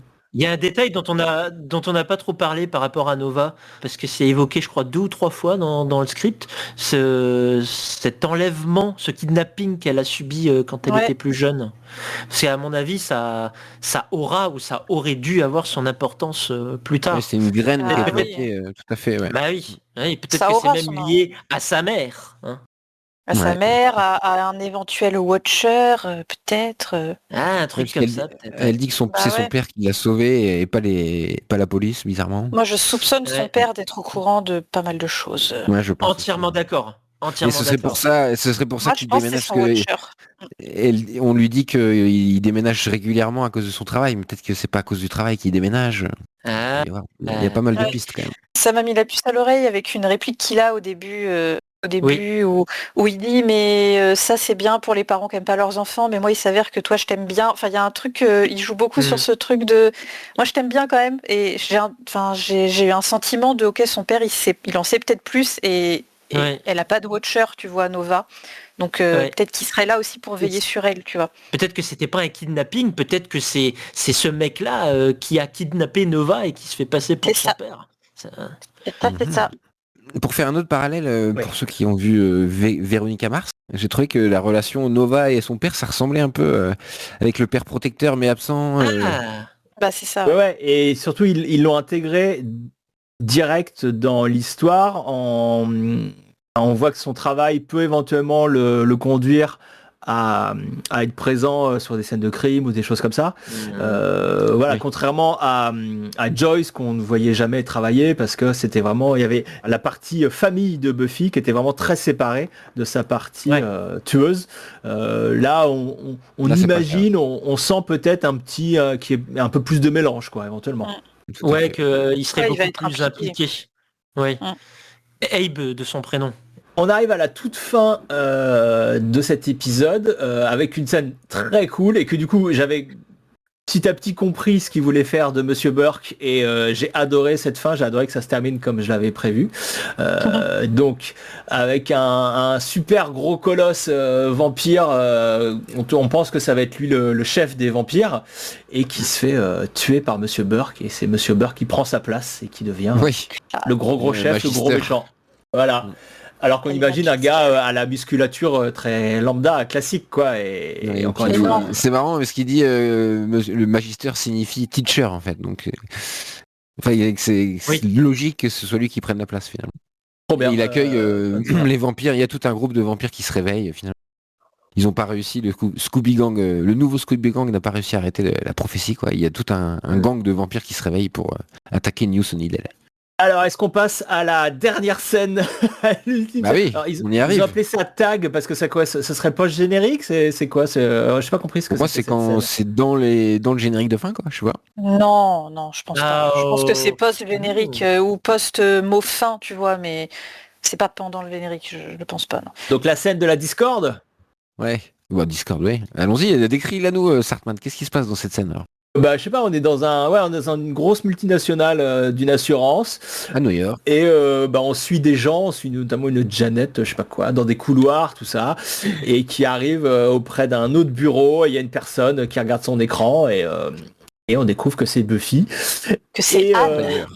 C'est Anne d'ailleurs. Elle se fait appeler Anne. Ouais. Anne, on le rappelle, c'est le deuxième prénom de Buffy Ann Summers, et qu'elle a déjà utilisé en début de saison 3 quand elle fait profil bas à Los Angeles, quand elle veut changer d'identité. Et donc là, apparemment, c'est une identité qu'elle a reprise pour travailler dans cette boîte, cette compagnie d'assurance. Et il y a Janet qui lui dit tu voudrais pas être en retard à la réunion? Et Buffy dit nope, wouldn't want that. Certainement pas. Et c'est exactement la réplique qu'elle disait, que Buffy disait dans le tout premier épisode de la série originale quand elle était réveillée par sa mère. Tu ne voulais pas être en retard au lycée. Pour ton premier jour. C'est beau. Donc c'est beau, mais encore une fois, c'est un peu... Mais ça finit pas comme ça. Ça finit pas comme ça. Après, elle est à la réunion. Il y a des pop-up. Il y a des alertes, voilà, il y a des pop-up sur son ordinateur qui. Elle a mal réglé son anti-pub. Voilà, il y a à mon avis, t'as chaque pop-up qui fait bip d'ailleurs.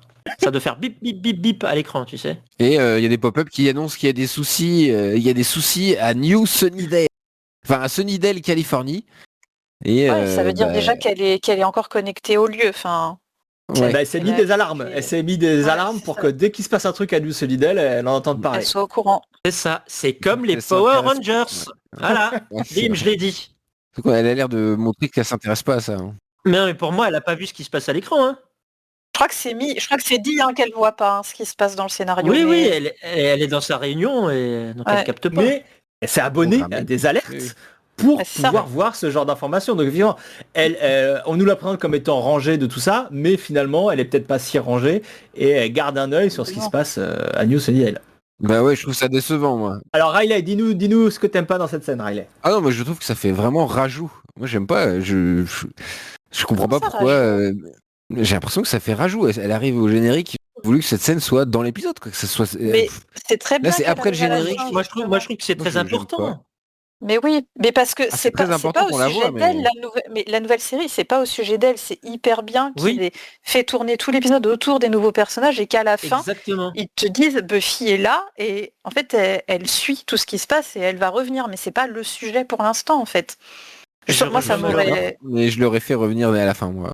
Là, qu'elle soit pas au courant, qu'elle soit dans une vie normale, rangée dans une assurance, ça me semble pas du tout. Mais ça J'aurais lui préféré ressemble pas. qu'elle ouvre, qu'elle frappe à la Mais porte si, à la fin. J'ai vu les pop-up. Tu sais pas ce qui lui ressemble ou pas. Il s'est passé 25 ans dans sa vie en fait. Enfin, Ouais, Oui, ouais, non, justement, bien c'est ça, il sûr. faut oublier la c'est pour Buffy que dire. t'as connue, je Ouais, pense. bah oui. C'est surtout C'est pour ça qui dire, m'embête. voilà, qu'est-ce qu'elle a foutu pendant tout ce temps en fait. C'est Bah ça. c'est ça. C'est ça qu'elle a. Et il faut qu'on le montre. Tu vois, il faut pas qu'elle Pour revienne de expliquer nulle pourquoi elle part. revient. Bah oui. Pour moi, ça nie un peu la fin du dernier épisode, quoi. Après tout ce qui s'est passé, la fin de Sunnydale, le groupe qui reste, elle peut pas être dans une compagnie d'assurance. La vie fait que les choses sont pas toujours comme tu voudrais qu'elles le soient, quoi. Et c'est justement, je trouve ça vachement bien que Buffy se retrouve dans une vie qui est pas satisfaisante pour elle. Si elle se retrouvait dans une vie qui était satisfaisante pour elle, quel serait l'intérêt pour elle d'aller Ah, mais s'impliquer dans quelque je chose dis de pas nouveau, ah, mais tu je vois? dis pas qu'il faut pas que cette idée-là peut marcher, mais j'aurais préféré une Buffy qui vit loin de tout, parce que dès qu'elle a des proches, bah, ils meurent autour d'elle. Ah ben comme l'héroïne de Scream. Ouais, mais comme dans Scream, ouais, exactement. Ouais. Je trouve que c'est out of character pour Buffy, justement. C'est pas, elle est pas comme ça, Buffy. Elle est sociable, elle aime être entourée de gens. Enfin, Je peux donner mon avis? non. Qui êtes-vous? Qui êtes-vous, monsieur? Et juste une dernière chose, moi je trouve ça très marrant qu'elle travaille dans les assurances, justement. Buffy qui se mettait toujours en danger et qui sûrement a une bonne vision de ce qui est dangereux et ce qui ne l'est pas. Je trouve ça assez ironique D'accord, ouais. personnellement. Ben moi je pense que cette scène est en trop tout simplement. Je pense Merci. que l'épisode Ah n'a ouais. pas besoin de Buffy. L'épisode fonctionne comme il est. Encore je une suis fois, d'accord. je trouve que c'est un aveu d'échec. C'est comme toutes ces références qu'on nous ajoute à cet épisode qui n'en avait pas besoin pour le reconnecter à l'ancienne série. Je pense qu'il n'y avait pas besoin. Il y a des personnages qui Ah tiennent la ouais. route. Il y a une intrigue qui tient à peu près à la route. C'est une intrigue d'un épisode de Buffy classique, quoi. Il n'y a pas besoin de cette scène. Voilà. Parce que encore une fois, moi, ce que je voulais, mon point de vue à moi de spectateur, je voulais une nouvelle série. Je voulais pas un copier ou quelque chose qui ressemble. Donc voilà, pour moi, ça devait s'arrêter là. Ouais, mais là, ils ont encore une fois, teasé le Ah. retour de Buffy, tu vois. Le retour de Buffy fait partie de la pub du truc. À ce moment-là, il aurait fallu Et une ben voilà. série Bien sûr. qui ne soit pas Et teasée bien autour sûr. du retour Moi, de Buffy. Moi, s'il n'y avait Tu pas vois. eu la scène là, je pense que je suis devant mon épisode, d'accord? Ouais, Le j'attends pilote est que ça. acté, ça sort. Moi, il n'y a pas la scène là.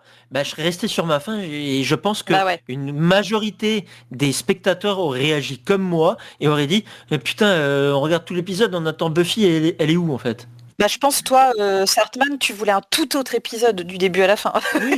Mais Oui. aussi, et aussi le problème, c'est que si tu l'amènes pendant l'épisode, comme ce que suggère Riley, ça va, comment dire, casser tout ce que tu as mis en place. Ça aurait fait de l'ombre dessus. Ouais. C'est ça. Tu t'embêtes pendant tout l'épisode à construire des personnages forts, comme on s'est dit, Nova, elle a de la gueule, elle est badass, on a envie de la suivre.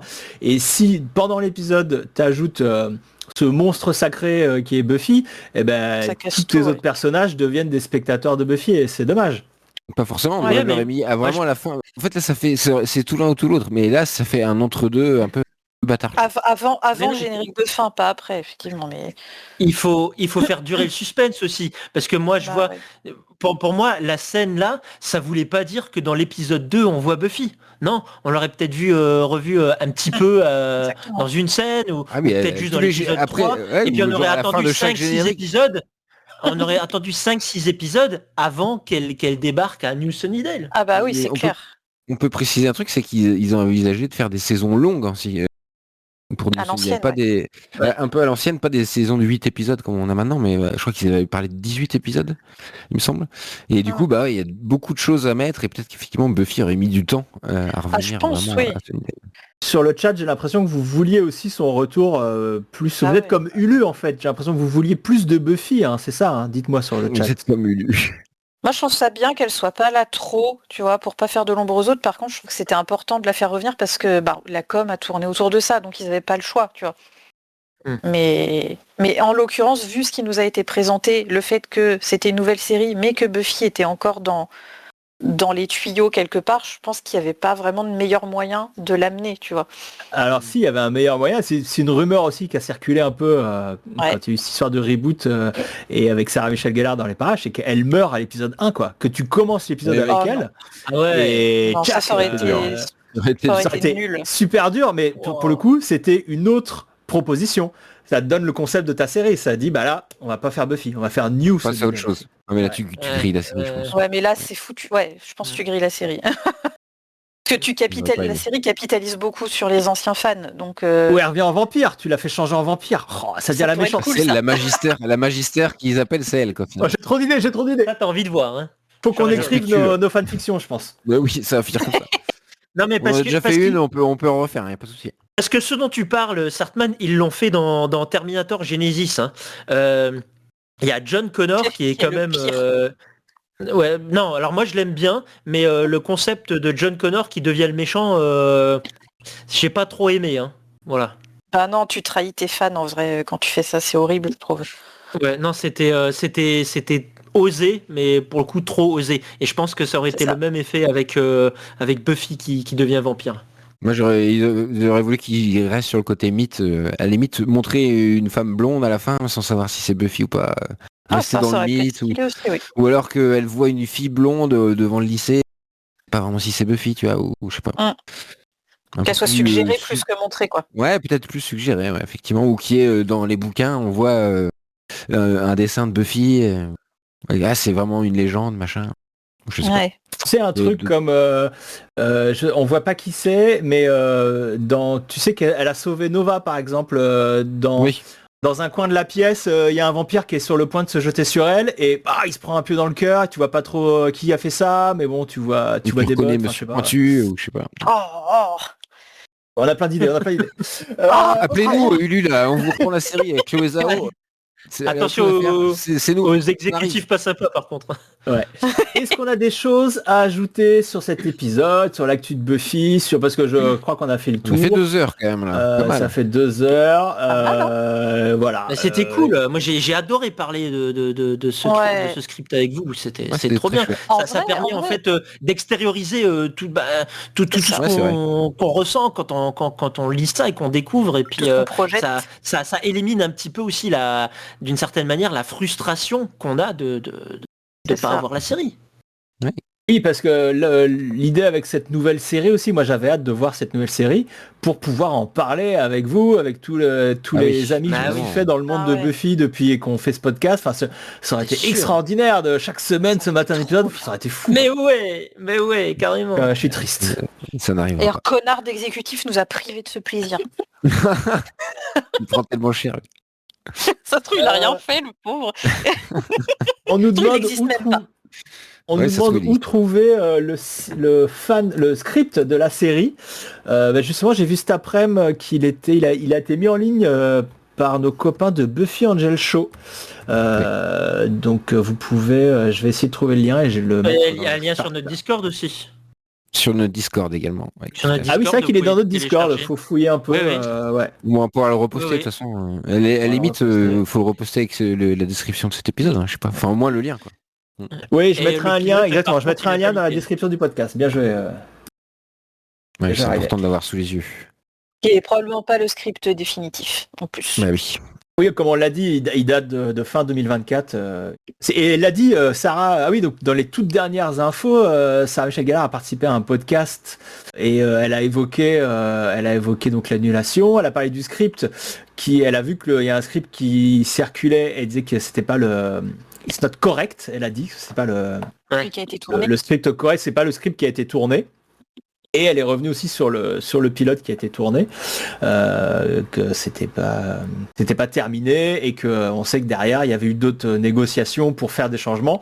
Et voilà, d'après ce qu'on imagine, c'est ces négociations sur d'éventuels changements qui ont conduit au clash, j'imagine, ou en tout cas à un désaccord total artistique qui a conduit à l'annulation de ce projet.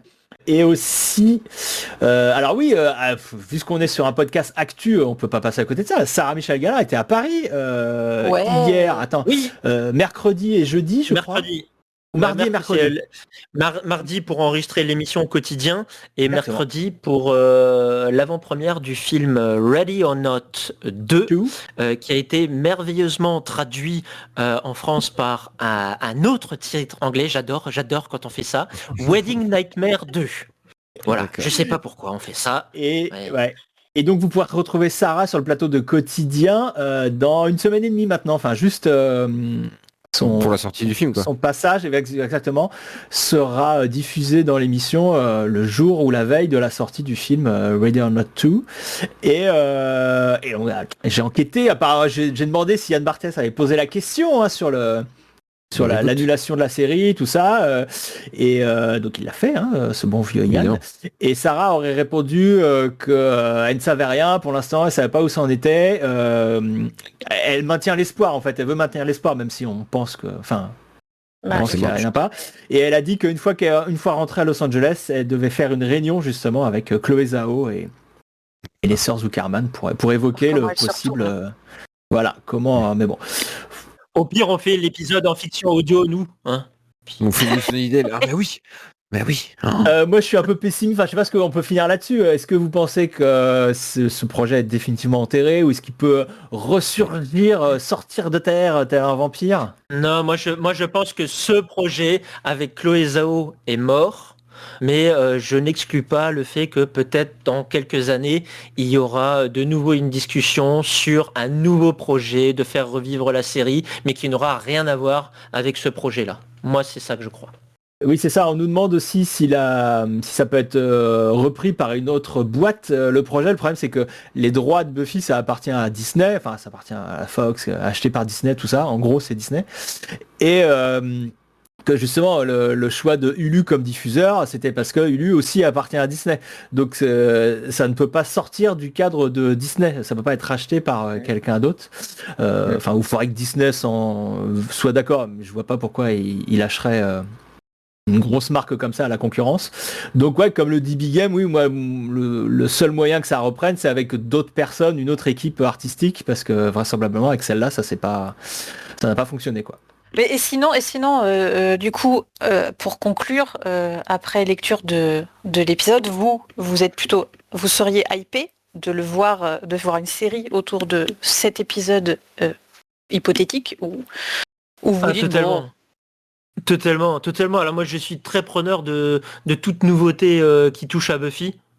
Que ce soit bon ou mauvais au final, je suis déjà je suis prêt à laisser une chance à un nouveau projet, mais en plus moi j'ai souvent lu sur les internets des gens qui disaient, notamment en ayant lu ce script, pour moi ça gâche la fin de la série originale, ou ça gâche la série originale, alors que moi je vois pas ça du tout comme ça, même si on suppose que la nouvelle série soit très mauvaise. On admet que c'est un truc vraiment très mauvais, une grosse merde réalisée par Chloé Zhao au hasard. Et tu l'aimes pas du tout. Pour moi, même si ça c'est le cas, la série originale, ça ne lui enlève rien, en fait. Elle existe en tant que telle. Ça peut pas. La série originale ne peut pas rétroactivement devenir mauvaise parce que les choses qu'on fait aujourd'hui sont mauvaises. Voilà, donc exactement. Oui, je serais hypé dans tous les cas. Voilà, juste pour avoir, comme Sartman le disait avant, toutes les semaines parler d'un nouvel épisode, en débattre avec les copains, mais même si c'est pour dire l'épisode était vraiment naze. Mais au moins on en parle et on a de l'actu autour du truc, quoi. Ouais, et puis au final le scénario, moi, m'a plutôt plu. Il y avait des défauts évidemment. Il n'est pas parfait, mais...